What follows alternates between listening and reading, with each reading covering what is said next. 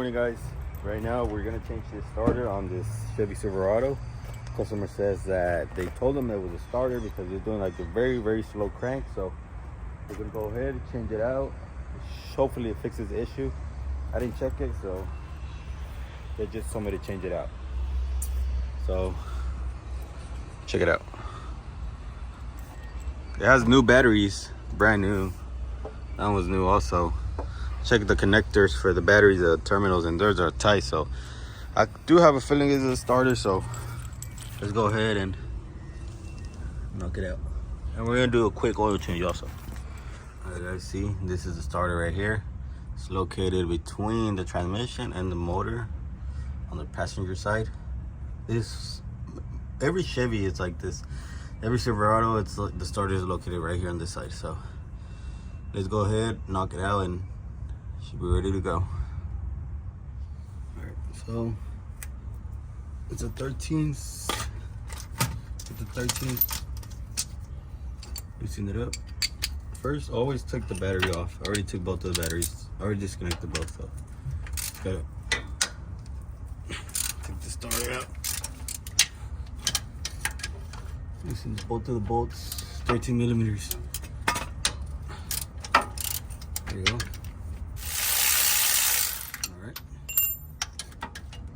Down.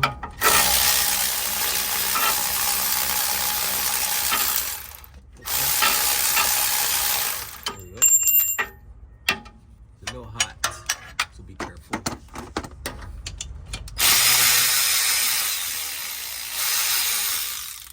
Cool. Got that cable out. Now we just gotta disconnect the solenoid cable. Right here. Be careful, because these always break. There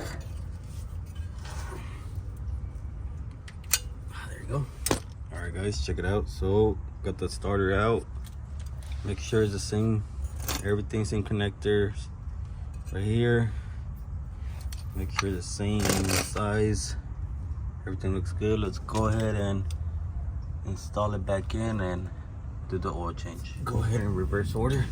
Connect this solenoid in. There you go. Make sure it's tight. There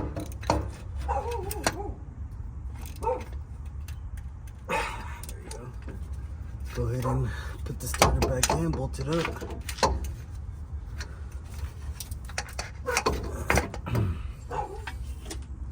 Put one in. Get the other one.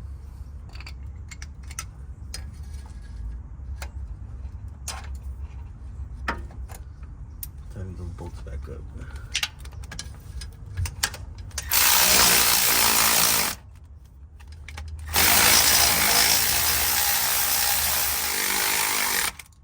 Okay. You're in. Go ahead and use the ratchet, torque them down. Make sure they're tight. You don't want these falling down.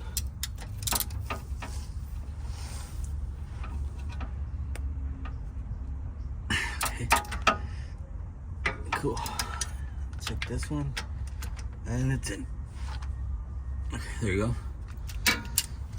Starter's in. So we're done with the starter. We just gotta do the quick oil change and get this truck back on the road.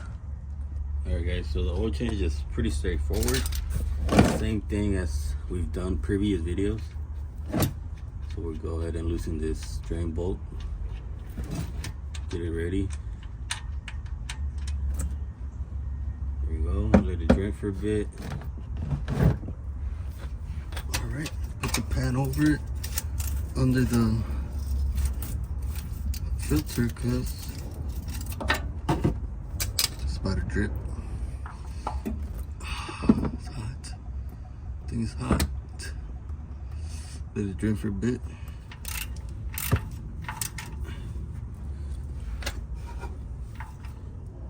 Clean the area up. Lube those new seal in. Go ahead and clean everything up. Super. Let's go to the top. Okay, so go ahead and pour the new oil in.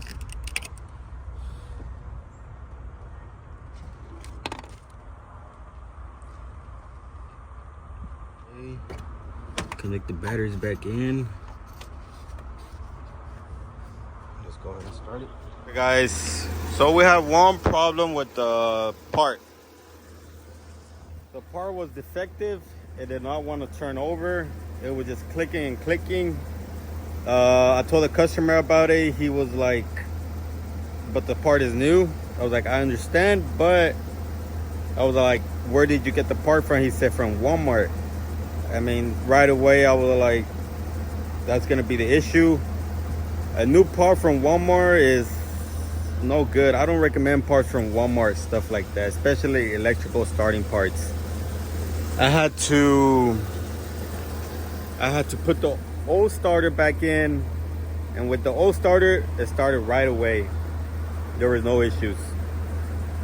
So I had to take the new starter, supposedly new starter, out, and I had to put the old one in because the new one did not want to start up.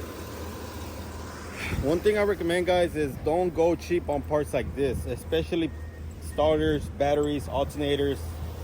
You don't want to go cheap on parts like those, because like those are like the main components that make the vehicle start, that make the vehicle stay on.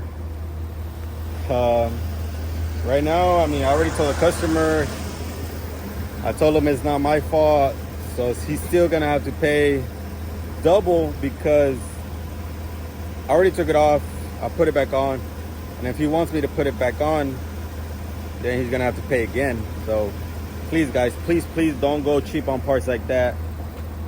You're gonna have to be paying up more because those cheap parts are no good at all.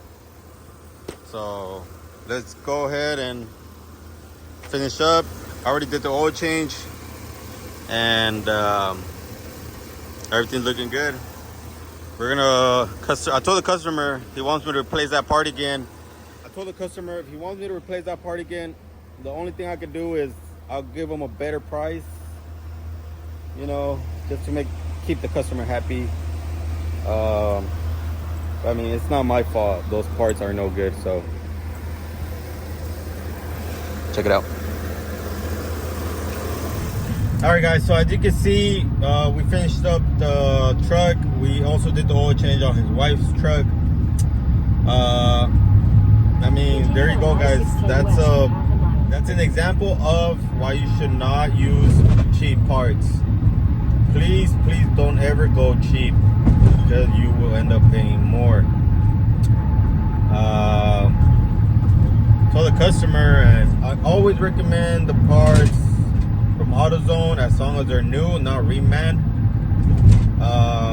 The best parts are from the dealership, but the dealership is a little expensive.